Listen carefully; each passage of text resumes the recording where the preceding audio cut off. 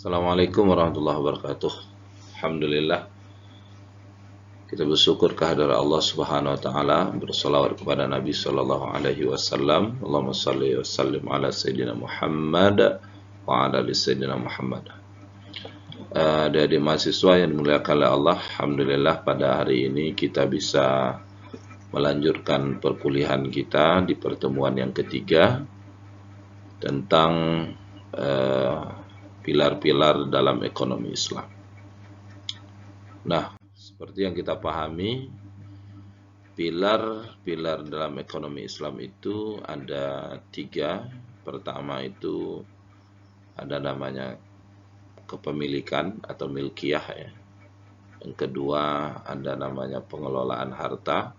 Dan yang ketiga itu distribusi kekayaan di tengah masyarakat. Nah, dari 3 pilar ini, pada pertemuan ketiga ini kita akan membahas pilar yang pertama, yaitu kepemilikan itu sendiri. Sebelum lebih jauh kita membahas tentang kepemilikan, kita akan memahami dulu apa itu kepemilikan. Pemilikan itu kan asal katanya milik, di mana pemilik hakiki itu adalah Allah Subhanahu wa taala. Lillahi ma fis samawati wa ma fil ard. Milik Allah apa yang ada di langit dan yang ada di bumi. Nah, karena Allah selaku pemilik, maka kepemilikan itu adalah iznus syari' li intifa'i bil ain.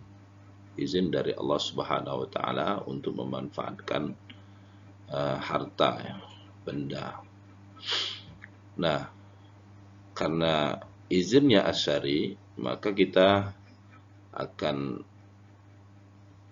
memahami apa saja yang diizinkan oleh asyari itu sendiri.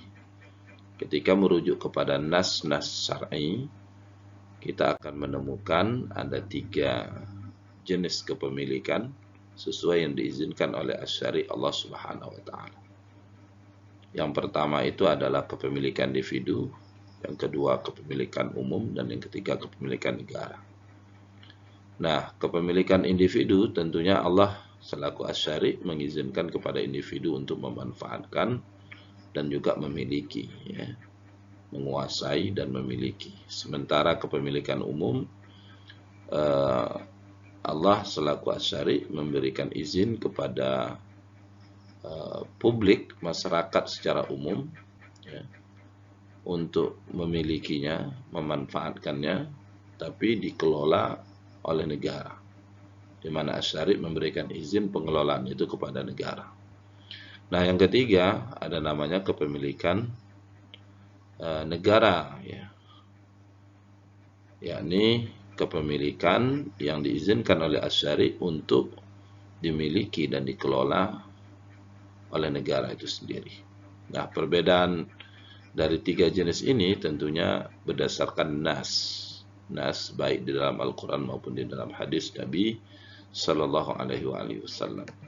Dengan begitu kita akan memahami di mana asyari memberikan izin kepada 3 jenis ini. Yang ini pula yang akan membedakannya dengan konsep sosialis, hanya mengenal 1 jenis kepemilikan, yakni milik negara, dan juga kepemilikan dalam konsep kapitalisme yang mengenal 1 kepemilikan, yakni kepemilikan individu. Nah, dari 3 jenis kepemilikan ini, asyari juga memberikan batasan sehingga kapan dan apa saja yang boleh dimiliki oleh individu dan umum serta negara. Nah, di sini kita bisa lihat di dalam slide ini. Pertama, ada 5 sebab yang boleh dimiliki oleh individu. Pertama, lewat bekerja, yang tentunya bekerja yang halal, waris, harta yang peroleh dari ashab, keluarga kita yang meninggal. Yang ketiga, harta untuk menyambung hidup, yakni pemberian dari negara. Yang keempat, harta untuk menyambung hidup ini adalah pemberian dari keluarga. Yang keempat adalah pemberian negara. Yang kelima, harta diperoleh tanpa daya dan upaya. Nah, selanjutnya ada kepemilikan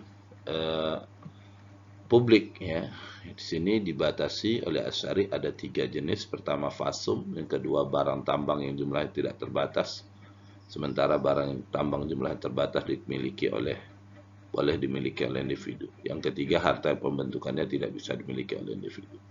Nah, yang terakhir ada kepemilikan negara, yang di sini ada beberapa bentuk, ada ghanimah, kharat, khumus, dan lain sebagainya. Mudah-mudahan dengan penjelasan singkat ini bisa dipahami 3 jenis kepemilikan dalam Islam yang membuat dan menjadi pembeda yang mendasar antara konsep kepemilikan yang ada di dalam sistem selain Islam, yakni sistem ekonomi kapitalis dan sosialisme. Demikian yang bisa Fakir sampaikan, semoga bermanfaat. Wassalamualaikum warahmatullahi wabarakatuh.